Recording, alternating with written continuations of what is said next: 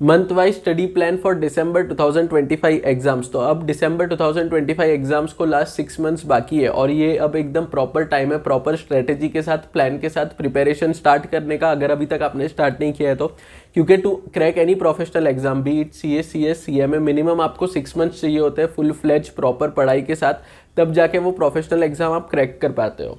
और यही 6 मंथ्स को बेस्ट वे में यूज़ करने के लिए आपके साथ मैं month wise study plan share करूंगा। हमने बहुत सारे वीडियोस अपलोड किए हैं स्ट्रेटेजी को लेके, बट स्टडी प्लान को लेके जो वीडियोस है वो जो मैंने पहले अपलोड किए वो डिटेल स्टडी प्लान होते थे, बट आज मैं आपको मंथ वाइज बताऊंगा, क्योंकि आप में से बहुत सारे लोगों ने कमेंट किया था कि हमें मंथ वाइज स्टडी प्लान चाहिए, कि एग्जैक्ट 6 मंथ्स है तो जून, जुलाई, अगस्त, सितंबर, अक्टूबर, नवंबर, कैसे हर मंथ में हमें क्या करना चाहिए, क्या हमारे टारगेट्स रहने चाहिए ईच मंथ के, ताकि हम मंथ बाय मंथ प्लान कर सके। और अगर आपने सारे मंथ बाय मंथ प्लान जो फॉलो कर दिए तो इवेंचुअली जब आप दिसंबर मंथ आएगा तो आप बहुत ज़्यादा कॉन्फिडेंट रहोगे आपके एग्जाम्स को लेके। अब मंथ वाइज प्लान करने के लिए सबसे पहले एक बेसिक अंडरस्टैंडिंग आपको होना चाहिए कि एग्जैक्ट कितने डेज है आपके पास। अब आपके एग्जाम 22 दिसंबर 2025 से स्टार्ट हो जाएंगे, एग्जीक्यूटिव के भी, प्रोफेशनल के भी। और अभी चल रहा है, मतलब अप्रोक्सीमेटली जब आप ये वीडियो देखोगे तो जून 18 का डेट है, जून 18-19 के आसपास आप ये वीडियो देखोगे तो जून 18 से लेके दिसंबर 22 अप्रोक्सीमेटली आप समझ लो एग्जैक्ट 6 मंथ्स और 180 डेज आपके पास बचते हैं। अब जो भी आपको करना है, मतलब लेक्चर्स देखना है, सेल्फ स्टडी करना है, रिवीजन करना है, राइटिंग प्रैक्टिस करना है, मैराथन लेक्चर्स देखना है, पास्ट ईयर पेपर सॉल्व करना है, सब कुछ इसी में आपको करना है। इसलिए बहुत ज़्यादा इंपॉर्टेंट हो जाता है कि करने को इतनी सारी चीज़ें, बट मंथ्स अभी खाली 6 है और प्रोफेशनल एग्जाम है, सिलेबस भी बहुत ज़्यादा वास्ट है, लेक्चर्स भी बहुत सारे हैं। इसीलिए आपको प्रॉपर प्लानिंग की ज़रूरत होगी, जो आपको ये वीडियो से मिल जाएगा। आपको पता चल जाएगा कि अभी जून में क्या करना है, जुलाई, अगस्त, सितंबर, अक्टूबर, मंथ वाइज कौन सी एक्टिविटीज़ आपको करनी है in order to clear your exams. तो अभी चल रहा है जून का मंथ, जिसमें हार्डली अप्रोक्सीमेटली 10 डेज बचे। तो जून और जुलाई में आपका फोकस क्या होना चाहिए? जून और जुलाई में आपका फोकस होना चाहिए जो कोर सब्जेक्ट है, एग्जीक्यूटिव के भी, प्रोफेशनल के भी।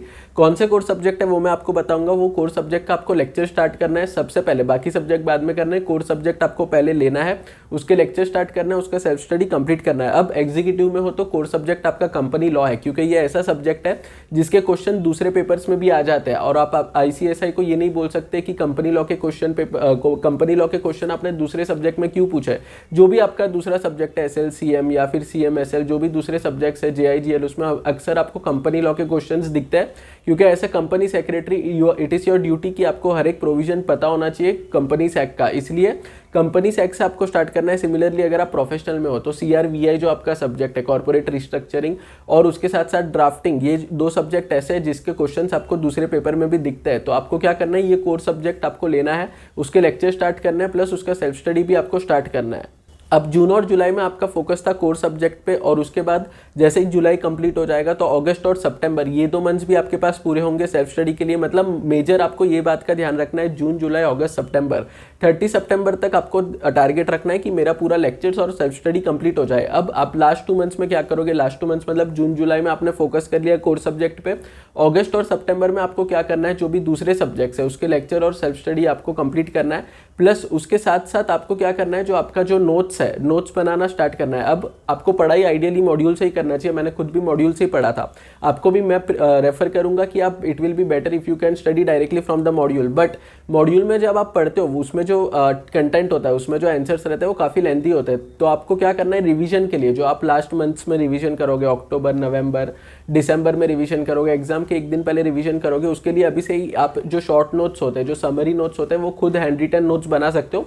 इसका हेल्प आपको तब होगा जब आपका एग्जाम होगा नेक्स्ट डे, या फिर आप एग्जाम के पहले दिसंबर मंथ में रिवीजन करोगे, जब टाइम काफ़ी कम होगा बट बहुत कुछ होगा रिवाइज करने के लिए। अब वीडियो में आगे बढ़े उसके पहले, अगर आप एक वर्किंग प्रोफेशनल हो या फिर एक ग्रेजुएट हो और इन्वेस्टमेंट बैंकिंग के फील्ड में आपका करियर बनाने का प्लान कर रहे हो, तो आपके पास एक गोल्डन अपॉर्चुनिटी है, क्योंकि ओडिन स्कूल ने लॉन्च कर दिया अपना investment banking and finance operations का कोर्स।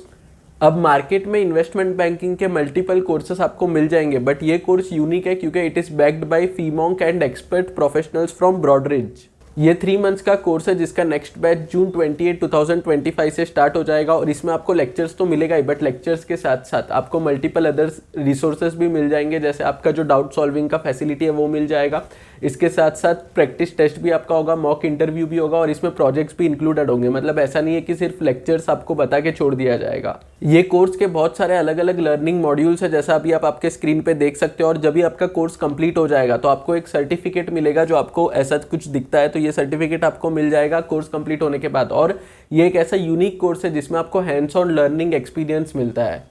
और कोर्स कंप्लीट करने के बाद जॉब के लिए भी इनका सपोर्ट आपको मिल जाएगा, क्योंकि इनके 600 से ज़्यादा हायरिंग पार्टनर्स है, जिसमें बड़ी बड़ी कंपनीज जैसे Accenture, Bajaj, Infosys, TCS, EY और भी बहुत सारी बड़ी बड़ी कंपनीज और कॉर्पोरेट ग्रुप्स है जो इनके हायरिंग पार्टनर्स है। और यही नहीं, इनके मोर देन 10 हायरिंग स्प्रिंट्स भी होते हैं।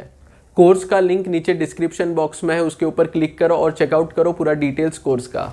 अब वापस आते हैं आज के वीडियो के टॉपिक पे। अब आपको जून, जुलाई, अगस्त, सितंबर का समझ गया कि जून जुलाई पे आपका फोकस होना चाहिए कोर सब्जेक्ट में, बट दूसरे सब्जेक्ट की भी आपको पढ़ाई करनी है साइमल्टेनियसली। ऐसा नहीं कि सिर्फ कंपनी लॉ, ड्राफ्टिंग, CRVI आप कर रहे हो, ऐसा नहीं है। दूसरे सब्जेक्ट की भी पढ़ाई करनी है और बाकी के जो नेक्स्ट 2 मंथ्स है, जून जुलाई के बाद अगस्त और सितंबर, उसमें रिमेनिंग सब्जेक्ट्स पे आपका फोकस होना चाहिए। अब आपका टारगेट होना चाहिए 30 सितंबर तक आपका जो सेल्फ स्टडी और लेक्चर्स है वो कंप्लीट हो जाना चाहिए। जब आप टारगेट रखोगे 30 सितंबर का, तब जाके एक्चुअल में 15-20 अक्टूबर तक वो कंप्लीट होगा। इसलिए टारगेट आप अभी से ही रखो 30 सितंबर का। अभी से आपको टारगेट नहीं रखना है 15 अक्टूबर का, 20 अक्टूबर का, वरना आपका माइंड रिलैक्स मोड में चला जाएगा, आप उतने फोकस से फिर पढ़ाई नहीं करोगे। इसलिए टारगेट रखो 30 सितंबर का, ताकि अक्टूबर का पूरा महीना, नवंबर का पूरा महीना, मतलब अक्टूबर के 31 डेज, नवंबर के 30 डेज प्लस दिसंबर के 22 दिन, इतना पूरा टाइम पीरियड आपको मिल जाएगा। अप्रोक्सीमेटली 80 डेज होते हैं जो आपको कंप्लीटली रिविजन के लिए मिल जाएंगे। अब इसमें भी कैसे मंथ वाइज रिविजन करना है वो भी मैं आपको बताता हूँ।